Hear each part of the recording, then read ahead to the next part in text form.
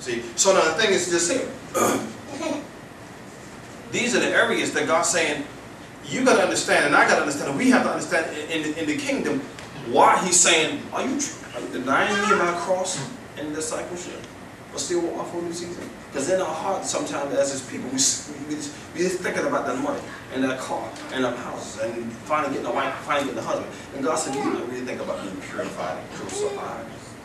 You're really thinking about skipping over all of that and getting to this. He said, but that's what the part I see. Because man can't see it, but I see it. I see it. And see, God, because God knows us, then He has to do this. This is why I was thinking about the Lazarus experience. Lazarus. You know, Lazarus, we all know the story about Lazarus. And, we know that, they were like, yo, Jesus, you came too late. You came too late. Jesus, you came too late. 4 days too late. In the tomb he dead. Maggots and stuff, he stink. Watch this now. Watch this. And they say, Jesus, if you just come sooner. Do you know a lot of saints are saying that? Say no. And this is what a lot of saints don't understand. They're getting ready to get the Lazarus experience. See, God said, have to let your stuff stink. Yes. Because what a lot of His saints are praying like this. Let me tell you how a lot of His saints are praying. God, if you just hurry up and do it, because people are about to know what's going on with you. If you hurry up and do it, God, people are about to see this. If you hurry up and do it, God, hurry up so nobody won't find out. He said, I'm going to let everybody find out, and I want your stuff to be stink. Jesus. Because I'm going to raise you up. And if I'm going to raise you up, I want your stuff to stink first. And stinking means He wanted to be seen and want people to know about it. And then they will begin to say, it's hopeless, it's done. It's nothing, it's nothing to get done now. Not to be done now, it's done. And He said, that's how I wanted to look. Just like that. I want to look just like how Lazarus was. And I want this situation to be just like that. And when you least expect it, God will say, come forth. And the come forth is when He's going to bless and do the things He needs to do. This is why we need to change our prayers and pray in the manner which He said pray. Because when He come upon our spirit and our heart, our prayer should be in a way that He's leading us to pray, not because we're being selfish to pray. Why? Because by nature, let's be real, all of us desire to pray for the things we know to pray for. And it's respectful, there's nothing wrong with that. Okay? But when you begin to grow in God, and you begin to let God deal with you, that's any of us. Because let's be real, any of us going to pray like that. But when you let God deal with you, any of us, what you begin to do is you begin to allow God to lead you in your prayer. And what to pray. Because God got us. See, getting down, constantly praying for a car, house, money, that's not it. Well, God's saying that I want you to let me lead you in praying to me. I got you. Don't worry about that. Just be led in how to commune with me. That's it. Just be led in how to commune with me. Watch this. These are the areas that God's saying, do not try to skip over these areas. And do not try to deny Him through these areas. Are you in a state where you are being misunderstood? Are you in an arena where you're being misunderstood by people? One of the areas of the cross that we have to bear is when you're being misunderstood. If you're not being misunderstood, right. Because when you're really obeying God, people will misunderstand you. They're going to misunderstand you. And God intentionally wanted it to be that way so He can begin to show people that you're willing to obey Him at all costs, even though you look crazy to them.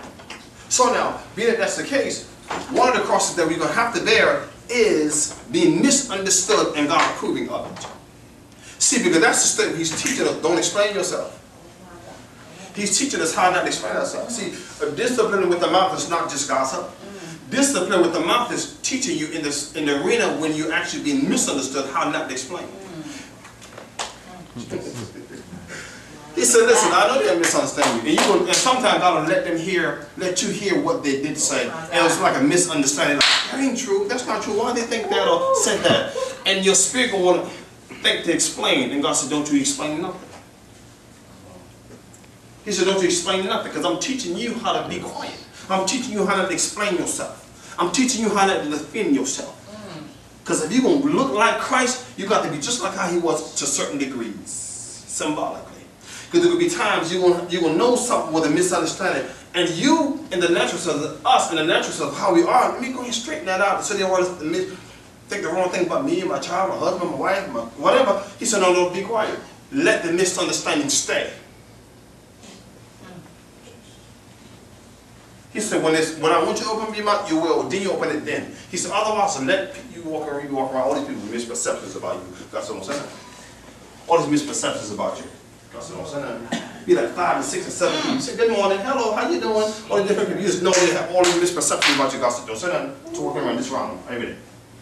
Close people, family, friends, neighbors, all kind of misperceptions. God said, don't say nothing.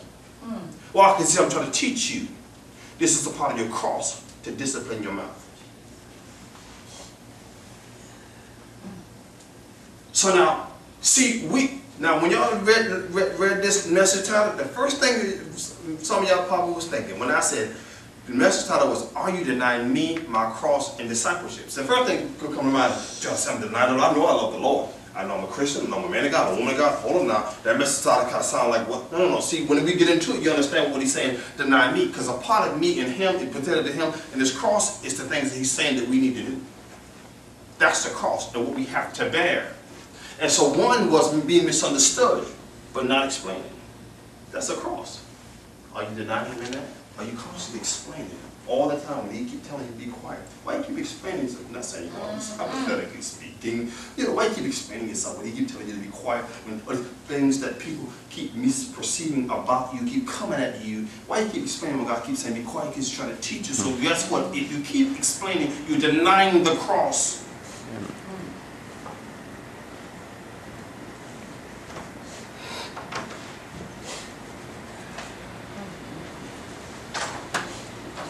Denying the cross.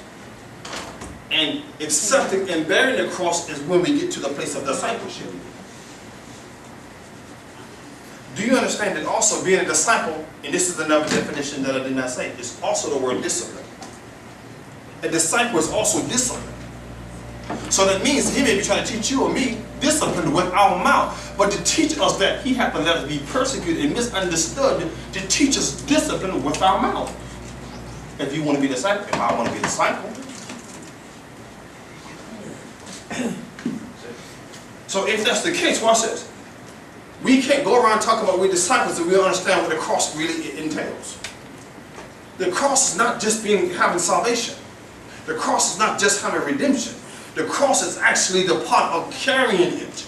This is why he said here. See, this is why he said this. He said, whosoever does not bear his cross and come after me cannot be my disciple. See, what many are doing is coming after Christ with no cross.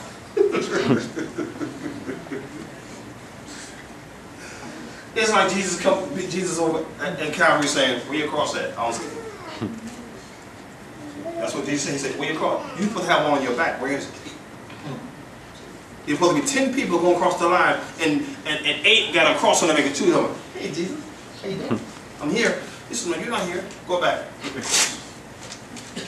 Go back and get it. And then come. See.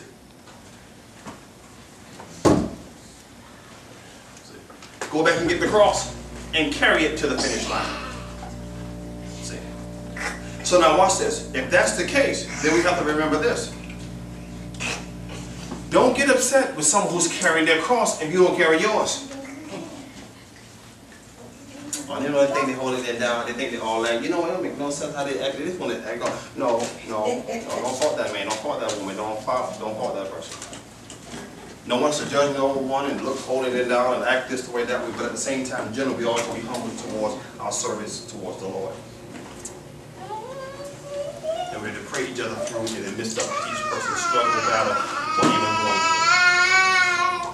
through. So we're not saying this in a manner of someone having their chest stuck out. We're just saying it in the humble sense, but still in a realistic sense. Amen? So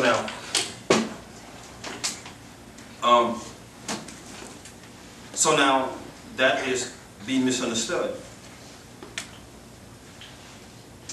And that's a part of the cross. Now the next one we have is rejection and persecution.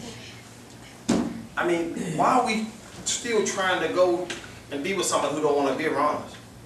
Why are we trying to make ourselves be accepted with individuals who don't want to accept us? Why? Why? They don't accept us, but we keep trying to be accepted. Fake laughing in their face and everything. You're try.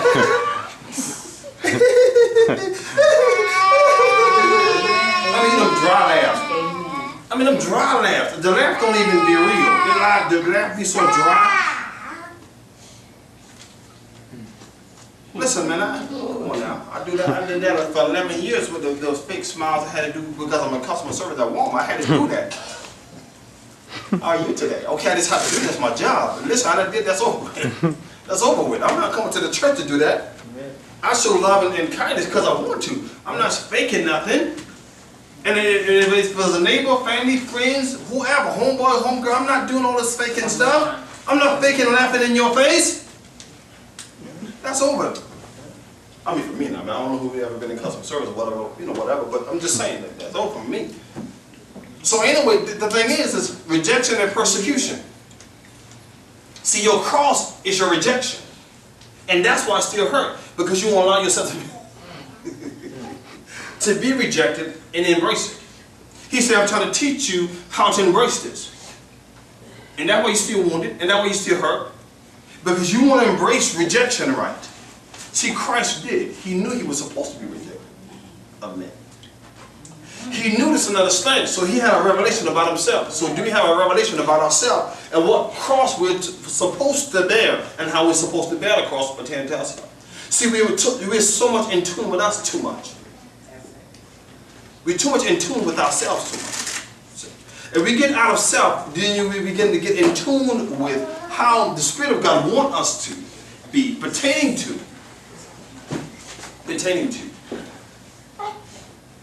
Seeing ourselves in Him.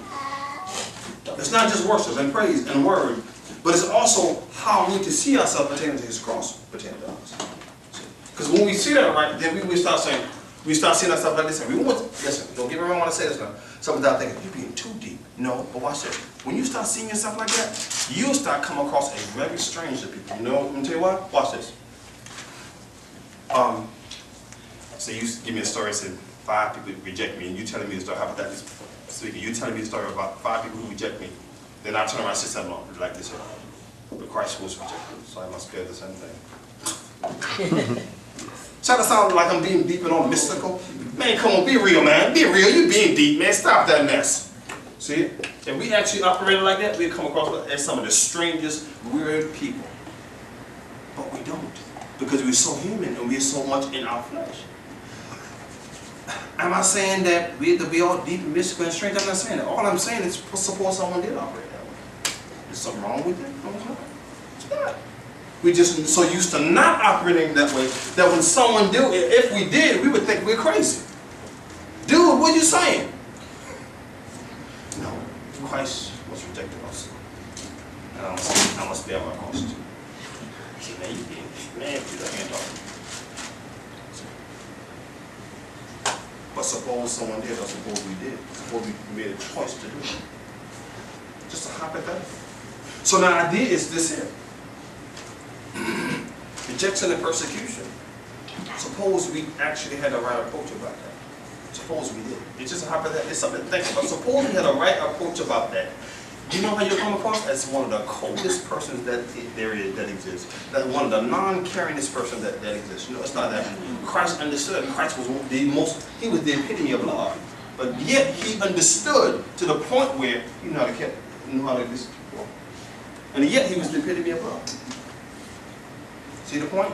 So now if we actually operated like Jesus, it'll come across like we're hateful and mean. No, Christ knew who he was. He didn't have to prove himself to no one. So for that reason, he understood his love was, I know how to still love you and keep going. Because this is love. See, this is love. We got love twisted. We think love, you got to always stay and look somebody in their face. That's only a part of love.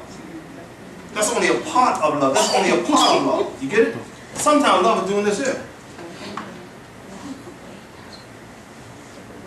That's love too. And Christ knew that and understood that. He understood that. So the question is this. Persecution and rejection. Are you bearing that cross right? Because he asked the question, are you denying me my cross and discipleship? Because if you take that right, you becoming a disciple.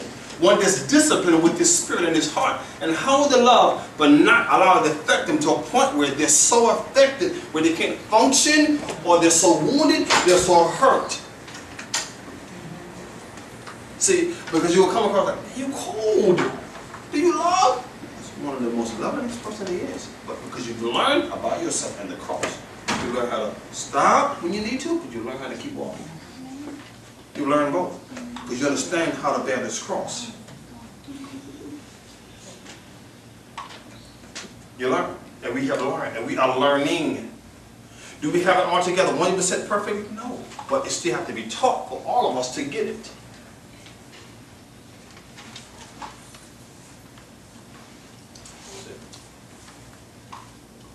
The next one we have. The next one we have is this. And this one is on to a select few. It's those that are single. Singlehood. See, singlehood is a cross you have to bear. And when you have to bear the cross of singlehood, you can't escape that.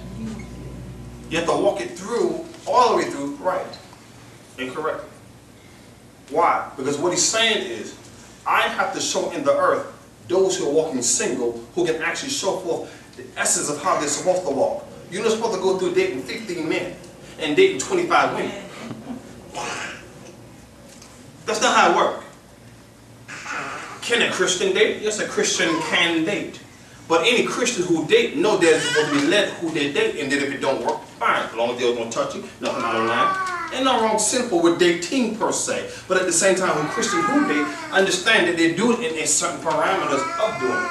That's all. Because remember, some people don't have what we call the commission from God and understanding it yet. Let me tell you what I mean by that. See, some understand the commission in this sense. The general sense of what we teach in the Christendom is this. You stay single and live holy until God sends the man. That's the general sense of what we teach, right? That's how it's supposed to be. But let's be real, most ain't gonna live up to that. So, let's be real. So because when God understands that, we understand that, then what that means is they can choose to date. But there's consequences for that. You gotta listen and be very careful now. There's consequences for that because you may deal with your emotions. You gotta be sending up this emotion because remember that when you date somebody, you get feelings for them. When you start getting feelings for them, now they're in your spirit. Now they're inside you, now they're in your spirit. See, now when they're on the inside, now you're carrying them. And when you carry them, now they are part of your life to a degree. See, and so if you go through 5 women, you got 5 women in your spirit. If you date